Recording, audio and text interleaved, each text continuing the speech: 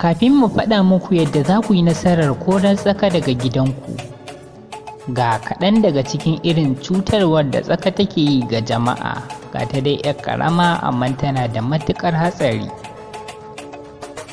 Na ɗaya, idan aka bar gari a buɗe sai ta shiga ta yi birgima a cikin garin, sai mutum ya kamu da cutar kuturta ko kuma wasu muggan ƙuraje idan ya yi amfani da wannan gari.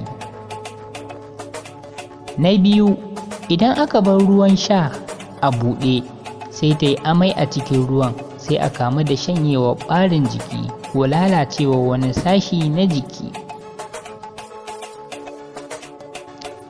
Na uku, idan mutum ya kwanta bacci bai yi addu'a ba, ma'ana azzakar tana yin busa a cikin idon mutum sai ya makance.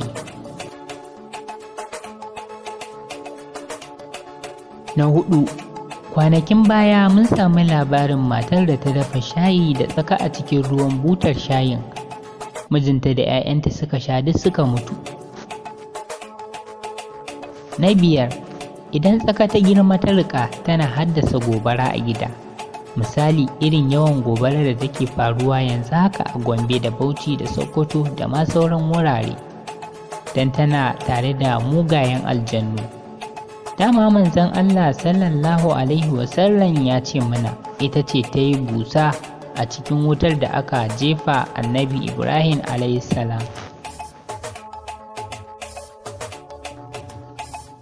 To ga yadda za ka yi ka kori tsaka baki ɗaya daga gidanka.